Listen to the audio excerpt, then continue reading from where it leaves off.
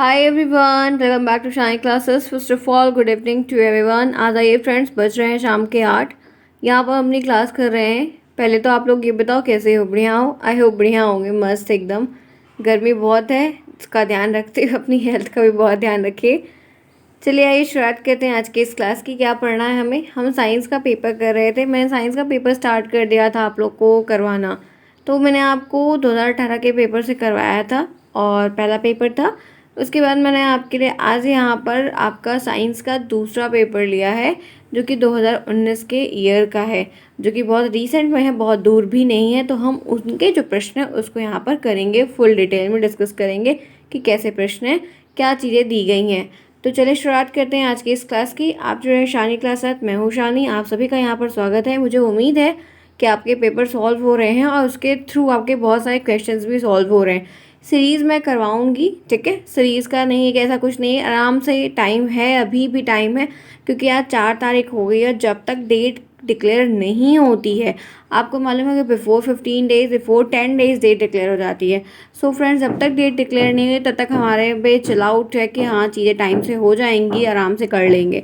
तो अभी जब तक डेट नहीं आ रही तब तक के लिए कोई बहुत बड़ी प्रॉब्लम नहीं। ये है कि लास्ट जून एग्ज़ाम आपके, उम्मीद तो 99% है। उसके बाद कोई चीज़ होती है तो आगे का फर्दर हम देख लेंगे, ठीक है? क्योंकि एक एजम्पशन है, अब खुद तो कर नहीं सकते हैं।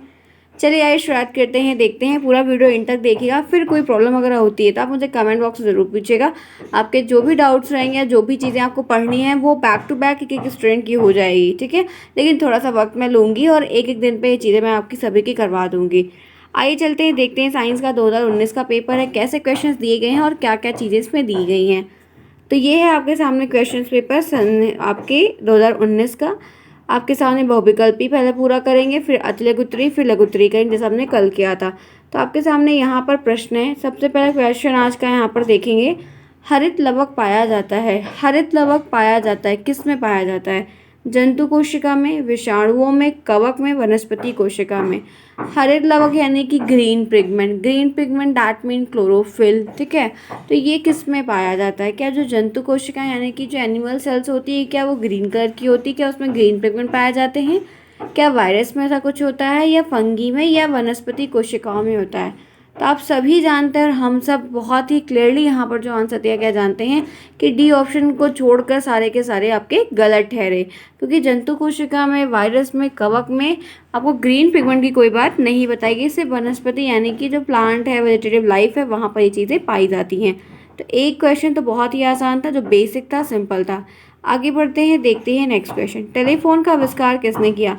ये भी बहुत अच्छा प्रश्न है, आविष्कारक से पूछ लिया, बहुत अच्छी बात। न्यूटन ने किया, सैमुअल मोर्स ने किया, आर्किमिडीज ने किया, ग्राहम बेल ने किया। तो हम सब बहुत अच्छे से जानते हैं, कोई इसमें नई बात नहीं, क्योंकि इसको हमने मजाक मजाक में छोटे बच्चों में ही कुछ चीज़ें ऐसी हैं तो हमने कभी बहुत पहले ही पढ़ा है, रट्टा मारा एक प्रकार से इस चीज़ कह सकते हैं। तो आप सभी को याद तो होगा होपफुली। मुझे याद है तो आप लोग की मेमोरी तो शार्प है ही है, ठीक है? तो टेलीफोन का आविष्कार जो है ग्राहम बेल ने किया था। तो आपका ए ऑप्शन जो है दूसरे का करेक्ट है। सही है ना? बिल्कुल करेक्ट है। आइए फिर इसी के साथ आगे बढ़ते हैं, चलते हैं, देखते हैं, ठीक है? यहाँ तक क्लियर है सभी को? चलिए थर्ड देखिए। कार्बन का क्रिस्टलीय रूप है, कार्बन का क्रिस्टलीय रूप कौन सा है? कागज, कोयला, चारकोल, हीरा। कार्बन का क्रिस्टलीय रूप कौन सा है? बहुत अच्छा प्रश्न आपसे पूछ रहा है। इसका एक क्वेश्चन आपको इसके पहले जो क्वेश्चन का सेट हमने किया था वहाँ पर भी ये चीज़ आपसे पूछी गई थी। तो ये आप ध्यान लगा सकते हैं कि कार्बन के जो क्रिस्टल्स रूप है, अक्रिस्टलीय रूप है, इनके जो उदाहरण हैं उनसे कई बार प्रश्न बन रहा है। तो वो टॉपिक आपको क्लियर करना ज़रूर चाहिए। तो चलिए आप देखिए इसके लिए क्या आंसर करेंगे। तीसरे का आंसर बताइए मुझे फटाफट सभी लोग। आइए मैं बता देती हूँ। तो आपका एक ही ऑप्शन यहाँ पर सही है, क्लियर है, वो है आपका हीरा, ठीक है? आपका डी ऑप्शन इसके लिए करेक्ट है। बाकी कार्बन के क्रिस्टलीय रूप की अगर हम बात करते हैं तो सिर्फ डी होगा। और ये चारकोल, कागज, कोयला, ये क्या है? या कार्बन के अक्रिस्टलीय रूप हैं, ठीक है? ध्यान रखना, चिकने पदार्थ जो होते हैं वो कार्बन, मतलब जो चिकने पदार्थ एकदम चिकने हैं वो अक्रिस्टलीय रूप में आते हैं, जैसे कोयला, चारकोल, काजल, ये सारी चीज़ें। और जो रवेदार होते हैं, रवेदार जो पदार्थ होते हैं वो हमारे क्रिस्टलीय रूप में, जैसे हीरा, ग्रेफाइट, ये सारी चीज़ें होती हैं, ठीक है? कार्बन के जो क्रिस्टलीय रूप होते हैं उन रूपों में जो परमाणु होते हैं ना, उनकी जो ज्यामिति बनती है, ज्योमेट्री बनती है, वो निश्चित होती है। अब यहाँ तक बात समझ में कुछ आई कि नहीं समझ में आई? अगर आप पूछा जाएगा तो बता लोगे, उम्मीद तो है कि आप बता लोगे। अब बस ये ध्यान रखना कि क्रिस्टलीय रूप जो यहाँ पर शब्द दिया है, इसका मतलब ये है कि निश्चित ज्यामिति के आकार के होंगे, यानी कि इनकी संरचना में परमाणु की जो एक व्यवस्था है वो नियमित होगी, वो कांस्टेंट तरीके से होगी। इसीलिए इसमें कार्बन, हीरा और ग्रेफाइट और फुलरीन ये सारे के सारे जो हैं क्रिस्टलीय रूप में सम्मिलित हो जाते हैं। तो आपको ये एक मोस्ट इंपॉर्टेंट टॉपिक में आप पिन आउट कर सकते हैं, क्योंकि इसके 2 बार क्वेश्चन आपको देखे गए। एक बार अक्रिस्टलीय रूप के उदाहरण को पूछा, दूसरी बार क्रिस्टलीय रूप को पूछा और आपके ऑब्जेक्टिव में ही पूछा गया है। नेक्स्ट आइए, द्रव्य के गैस में बदलने की क्रिया को क्या कहते हैं? जो द्रव्य है, लिक्विड है, वो गैस के फॉर्म में चेंज हो जाता है। तो ये जो चेंजेस हो रहे हैं, ये आपके केमिस्ट्री के क्वेश्चन है, तो ये इसको हम क्या कहते हैं? क्या गलनांक हो रहा है? चीज़ें गलनांक है? क्या हिमांक हो रहा है, जम रही हैं, कंडेंसेशन हो रहा है, संघनन हो रहा है, कि वाष्पीकरण हो रहा है? आपसे क्वेश्चन पूछा जा रहा है, द्रव्य के गैस में बदलने की क्रिया को क्या कहते हैं? चलिए बताइए, आंसर करिए, सभी लोग बताइए। तो मैं एक ही ऑप्शन आप सभी को यहाँ पर बताना चाहूँगी। अगर आपने पढ़ा है तो बहुत अच्छी बात है, नहीं पढ़ा है तो कोई बात नहीं, आज पढ़ लीजिए। वो है वाष्पीकरण। सी ऑप्शन जो है वो आपका सही है, बाकी सारे के सारे आपके गलत है। जब कोई भी द्रव्य अपने फेज को, मतलब कोई भी द्रव्य है, द्रव्य के फेज की, मतलब द्रव्य की गैस फेज को छोड़कर, द्रव्य का स्टेट छोड़कर गैस में चेंज होता है, तो वाष्पीकरण के रूप में वो जाना जाता है। आगे बढ़ते हैं। नेक्स्ट, चना मटर की जड़ों की गांठों में पाए जाने वाला जीवाणु। जो चना मटर के पौधे होते हैं, चना आप जानते हैं, मटर भी आप जानते हैं, उनकी गांठों में जो पौधे हैं, उनकी गांठों में एक जीवाणु पाया जाता है, उसको हम क्या कहते हैं? राइजोबियम, एजोटोबैक्टर और क्लास्ट्रीडियम और लैक्टोबैसिलस। आंसर करिए कि आपके इस 5th का राइट आंसर क्या होगा। बहुत अच्छा क्वेश्चन आपसे पूछा जा रहा है, चना मटर की जड़ों की गांठों में पाए जाने वाले जीवाणुओं का नाम। आंसर बताइए क्या होगा, कौन सा ऑप्शन आपको सही होगा? थोड़ा जल्दी करते हैं फ्रेंड्स, ये खट खट खट खट बराबर लगा हुआ है। चलिए बताइए क्या होगा। चना मटर की जड़ों की गांठों में पाए जाने वाले जीवाणुओं का नाम तो हम सभी जानते हैं कि आपका ए ऑप्शन सही, राइजोबियम। ठीक है, राइजोबियम है, ध्यान रखना। बाकी के सारे ऑप्शंस आपके रॉन्ग हैं। तो क्या आप में से सभी बच्चों को 5 में से 5 मिला? डेफिनेटली मिला होगा, क्योंकि कुछ क्वेश्चन ऐसे हैं जो हमने 2nd सेमेस्टर में भी देखे थे और कुछ क्वेश्चन ऐसे हैं जो हमारी जनरल नॉलेज में हैं। आगे बढ़ते हैं। अब बारी है अति लघुत्तरी के सेट की, जो कि हमारे पहले क्वेश्चन चलेंगे फिर आंसर। पहला क्वेश्चन है, वायुमंडल में कार्बन डाइऑक्साइड की मात्रा बढ़ने पर क्या होता है? ये लो, बहुत सिंपल सा क्वेश्चन, एकदम मस्त सा। दूसरा है, जड़ किसे कहते हैं? पौधे में पाई जाने वाली जड़ें कितने प्रकार की होती है? ऑसम क्वेश्चन, बायो के सेक्शन का। कैंची किस प्रकार का उत्तोलक है? डीएड 2nd सेमेस्टर का टॉपिक यहाँ पे आपसे फिर पूछा जा रहा है। आगे बढ़िए। पॉलीथीन बहुलक के 2 उपयोग बताइए। केमिस्ट्री का क्वेश्चन है, ये थोड़ा सा हाई लेवल है लेकिन ठीक है, हाई टॉपिक में है। दूर दृष्टि वाले चश्मे लगाने वाले के लिए कौन सा लेंस है? ऑसम, फिजिक्स के क्वेश्चन है, लेंस का टॉपिक अच्छा है, मैं पढ़ा दूंगी। कौन सा जंतु मरुस्थलीय वातावरण के लिए अधिक उपयुक्त है और क्यों है? डेजर्ट एरिया के लिए कौन सा जगह काफ़ी इंपॉर्टेंट है और क्यों है, ये बताना है। तो चलते हैं पहले अपने छुक छुक गाड़ी के साथ, फटाफट करेंगे ये वाले क्वेश्चंस, फिर आगे बढ़ेंगे। ठीक है, तो आप 6 देखो। 6 आपसे पूछा था कि कार्बन डाइऑक्साइड का इंक्रीमेंट होता है आपके वातावरण में तो क्या फर्क पड़ता है? तो आप आंसर बता सकते हैं, लिख सकते हैं कॉपी में कि वायुमंडल में, एटमॉस्फेयर में कार्बन डाइऑक्साइड की मात्रा बढ़ने से टेम्परेचर में ग्रोथ होती है। ठीक है, अगर कार्बन डाइऑक्साइड की प्रेजेंस वायुमंडल एटमॉस्फेयर में बढ़ेगी तो जो टेम्परेचर का मापना है, जो टेम्परेचर है वो भी बढ़ेगा, जिससे भविष्य में ध्रुवीय क्षेत्रों की बर्फ पिघलने का खतरा बढ़ जाएगा। जो पोलर एरियाज है वहाँ पर जो बर्फ जमी हुई है वो पिघलना शुरू हो जाएगी, क्योंकि जैसा तपन बढ़ेगी वहाँ पर मेल्टिंग शुरू हो जाएगी। तो ये आपको दिक्कत देखने को मिल सकती है।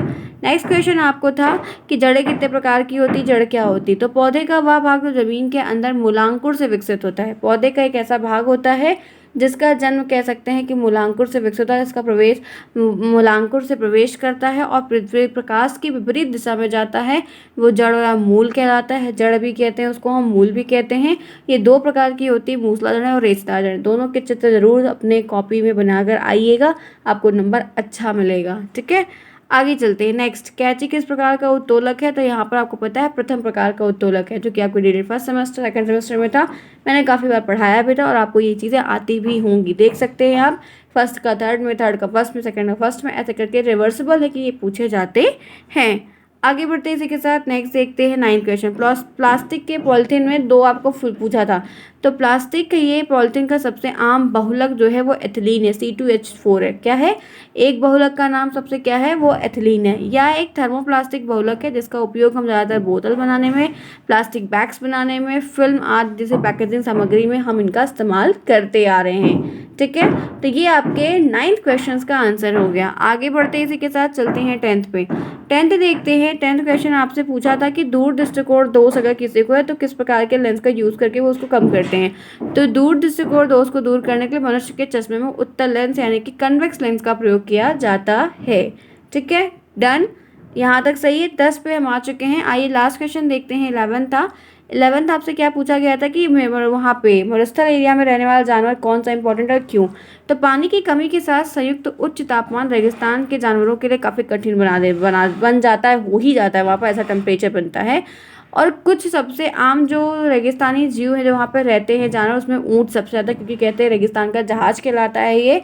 और जैक बैबिट होता है, लोमड़ी होती है, सांप होते हैं, कीड़े, ये इसमें शामिल होता है क्योंकि इनकी आदत हो जाती है। इनकी चमड़ी जो होती है काफ़ी मोटी होती है अंदर, लेकिन ये पानी स्टोर करके रखते हैं, इसलिए वहाँ के रहने लायक ही हो जाते हैं क्योंकि ये वहाँ की क्षमता के अनुसार खुद को डेवलप कर लेते हैं। एक बात मैं आपसे और कहना चाहूँगी, क्या आपने कुछ नोटिस किया? आपने कुछ नोटिस किया? Have you something in mind? क्या नहीं हुआ होगा, चलो मैं बता देती हूँ। ये जो मरुस्थल वाला जो क्वेश्चन पूछा था, इसके पहले जो पेपर करवाया था उसमें पूछा था ना, तो आप देखो दोनों में एक ही टॉपिक से प्रश्न बना। आपने एक बात और नोटिस की, लेंस वाला उसमें पूछा था, इसमें पूछा था, एक ही साल के तुरंत बाद पूछ रहा है। तो सोचो कि उसी टॉपिक से प्रश्न बनेगा लेकिन चेंज करके बनेगा। तो कार्बन वाला भी आया, लेंस वाला भी आया और ये भी आया। तो ध्यान रखो कि क्वेश्चंस मिक्स टाइप के आएंगे। ठीक है, एक सेट ऑफ पैटर्न पर नहीं आएगा। आगे बढ़ते हैं, चलते हैं अब 12वां से। तो हमने अति लघुत्तरी के सारे कर लिए ना। चलिए, जिन्होंने क्लास को अभी तक नहीं लाइक किया फटाफट लाइक कर दीजिए, क्योंकि इतनी गर्मी और इतने ठक ठक ठक ठक के साथ भी मैं क्लास कर रही हूँ तो लाइक तो बनता है। क्योंकि मालूम है बंक करना मेरी आदत नहीं है, मुझे बैंक करना बड़ी वो होती है। अरे नहीं, गलत बात है। जब तक अभी उम्र है, मेहनत जितना करोगे उतना आगे की लाइफ बहुत अच्छी जाएगी। ठीक है, क्योंकि मैं बहुत सारे लोगों को देख रही हूँ, मेरे खास सपने ही हैं जो बहुत कुछ करना चाहते थे लेकिन नहीं कर पाए, और उनकी वो अवस्था देखकर ना ये फील होता है नहीं यार, अभी जब तक क्षमता है शरीर में, क्योंकि धीरे धीरे ऑर्गन सारे कमज़ोर हो जाएंगे, तो जब तक क्षमता है जितना सह सको कर सको उतना कर लो। ठीक है, आगे की फिर लाइफ तो ऐश ही ऐसे है। ठीक है, चले आ जाओ 12th आ जाओ। मानोगे तो बहुत अच्छी बात, नहीं मानोगे तो आपकी मर्जी। प्राकृतिक संपदा क्या है? प्राकृतिक संपदा क्या होती है? इसके संरक्षण के उपाय बताइए कि आप इसको जो प्रोटेक्ट करना चाहते हैं उसका उपाय क्या क्या कैसे कर सकते हैं। 13वां है ऊष्मा संचरण की विधियां बताइए। ठीक है, बता लेंगे, और किसी एक विधि के बारे में लिखिए। ओके। 14th है प्रतिजैविक दवाएं किसे कहते हैं, इनका प्रयोग। ये भी रिपीट हुआ है, इसके पहले वाला एंटीबायोटिक वाला क्वेश्चन आया वो था कि 2 एंटीबायोटिक दवाओं का नाम लिखो। ये देखो याद आया आपको। एक प्राकृतिक वाला भी सेक्शन रिपीट हुआ, आपको उससे पूछा गया था, ग्रीन रेवोल्यूशन से पूछा गया था, और एक कंजर्वेशन का भी प्रश्न आया था, तो टॉपिक रिपीट हुआ। पत्तियों के कार्य बहुत अच्छी बात है, लिख लेंगे। प्रकाश के अपवर्तन के नियम बताइए। ठीक है, ये भी नियम को लिखे, कितने नियम है। उत्तल दर्पण के द्वारा किस प्रकार का प्रतिबिंब बनता है, किस प्रकार का प्रतिबिंब बनता है। ठीक है, और सूक्ष्म जीवों की उपयोगिता बताइए। सारे क्वेश्चंस बहुत अच्छे हैं और अच्छे से कर लेंगे। अब चलते हैं फटाफट अपने आंसर्स की तरफ, देखते हैं कि क्या आंसर्स बने।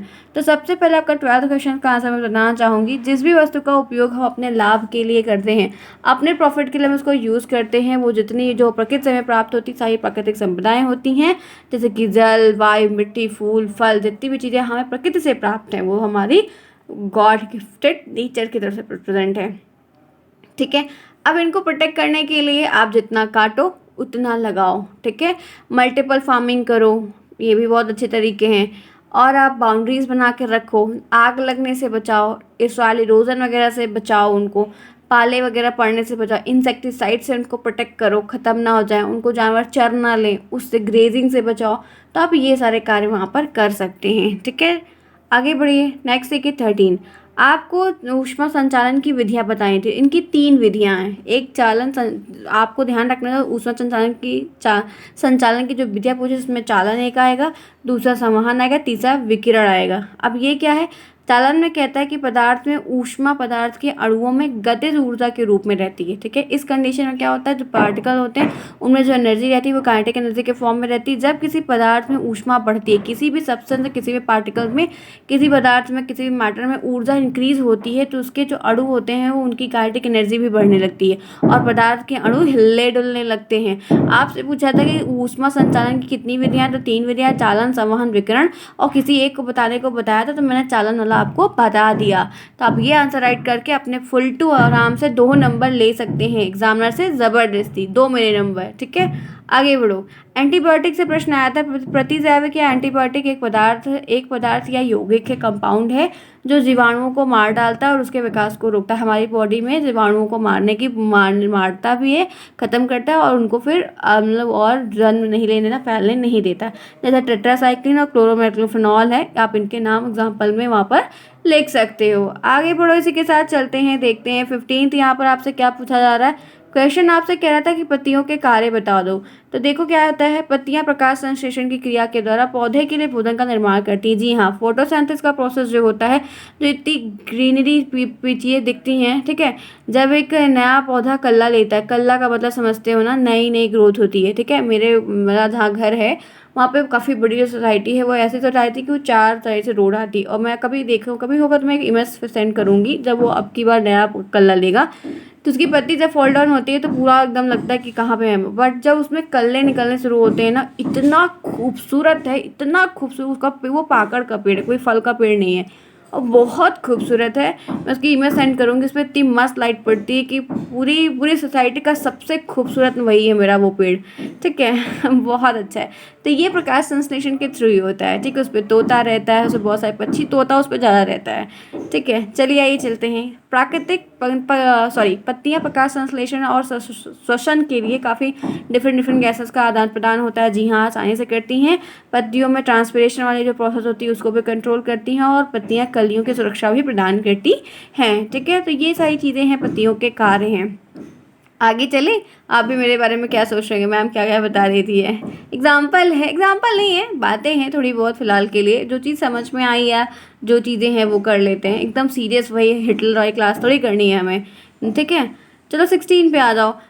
16 में यहाँ पर आपसे अपवर्तन के बारे में पूछा था। अपवर्तन का नियम। तो यहाँ पर अगर प्रकाश की एक ऐसी घटना, प्रकाश का वह इंसिडेंस जिसमें प्रकाश की किरण एक समांगी माध्यम से दूसरे समांगी माध्यम में प्रवेश करती है, एक मीडियम से दूसरे मीडियम में इंटर मारती है और प्रवेश करने पर मार्ग से विचलित होकर पथ में परिवर्तन करती है, यानी कि गमन करने लगती है। जब वो दूसरे में इंटर करती है तो उसका जो रास्ता है वो चेंज हो जाता है। इसको हम प्रकाश का अपवर्तन कहते हैं, और ये 2 प्रकार से होता है, एक नियमित होता है, एक अनियमित होता है। यही आपसे पूछा गया तो यही मैंने यहाँ पर आपको बता दिया, जो कि फिजिक्स के सेट से है। नेक्स्ट आइए 17। आपसे पूछा गया था कि प्रतिबिंब कैसा बनता है। तो इसका एक सिंपल सा और सीधा सा मतलब आंसर है कि प्रतिबिंब हमेशा छोटा कह सकते हैं, आभासी कह सकते हैं, और सीधा बनता है, ठीक है। 17वें क्वेश्चन का, लेकिन इसके बारे में थोड़ा सा डिटेल में देख लो तो वो यहाँ पर है कि उत्तल दर्पण को अपसारी दर्पण के रूप में भी जाना जाता है, ठीक है। नहीं पता है तो देख लो। उत्तल दर्पण को हम अपसारी दर्पण के रूप में भी जानते हैं, क्योंकि जब प्रकाश दर्पण के परावर्तक सतह से टकराता है, जब उससे टक्कर खाता है तो प्रकाश को अपसारित करता है। उत्तल दर्पण से बनने वाला जो प्रतिबिंब होता है, जो इमेज बनती है, वो हमेशा आभासी, सीधा या छोटा होती है। अलग अलग कंडीशन पर अलग अलग चीज़, क्योंकि टक्कर पर डिपेंड करता है कितनी तेज़ या कितने कम में खा रहा है। आभासी और सीधे प्रतिबिंब हमेशा पार्श्व परिवर्तन, वो हमेशा चेंज होते रहते हैं, इसलिए 3 चीज़ें इसमें कही गई हैं। यहाँ तक क्लियर है। और क्लास पसंद आई लाइक करना बिल्कुल नहीं भूलना, ठीक है, ताकि वो एनर्जी मुझे मिलेगी और मैं इसी खटपट के साथ कल फिर आपसे मिलूंगी और क्वेश्चन आपको करवाऊंगी। आगे बढ़ते हैं, इसी के साथ देखते हैं लास्ट क्वेश्चन, सूक्ष्म जीवों के बारे में था, माइक्रो ऑर्गेनिज्म के बारे में। इनके बारे में देखते हैं कि आखिर हैं क्या। तो कह सकते हैं कि सूक्ष्म जीव विभिन्न कार्यों के लिए उपयोग किया जाए, डिफरेंट वर्क के लिए हम इनको यूज़ करते हैं। इनका उपयोग दही में, ठीक है, ब्रेड में, केक में, ये बहुत पसंद है तो सभी खाते हैं। इनको बनाने में किया जाता है। प्राचीन काल से सूक्ष्म जीवों का अल्कोहल बनाने में भी किया जाता रहा है और आज भी करते हैं, ठीक है। पर्यावरण को सुरक्षित करने के लिए भी हम इनका कहीं ना कहीं प्रयोग करते ही रहते हैं, अलग अलग तरीके से, ठीक है। तो ये क्लास ओवर करें। 18 क्वेश्चन आपके सिलेबस में मतलब पेपर में था, 18 मैंने 18 पूरा करवाया। क्वेश्चंस आंसर्स मेरे हैं, ये आपके सीरीज़ में भी आपको दिए होंगे, फिलहाल मैंने नहीं देखा है, आपकी सीरीज़ में डेफिनेटली दिया होगा। अगर आपको ये वाले अच्छे लगते हैं तो आप ये वाले आंसर्स लिख सकते हो, वो वाले अच्छे लगते हैं वो लिख सकते हो, जो सुटेबल लगे। एक बात ध्यान रखना, पास रिजल्ट लेके आना, बाकी कुछ नहीं मैटर, मतलब कि कितना पढ़ा, क्या किया, क्या नहीं किया, doesn't matter for me, but ये कि रिजल्ट में पास लिखा आना चाहिए, ठीक है। क्योंकि 2 बार पेपर में मेहनत खूब करवाई मैंने, आपने जुड़ के मेरे साथ की है, तो इसका रिजल्ट तो आप अच्छा ले ही आएंगे, इतना मुझे विश्वास हो गया आपके ऊपर। अब मेरे विश्वास को ख़राब मत करने देना, इतना ध्यान रखना, ठीक है।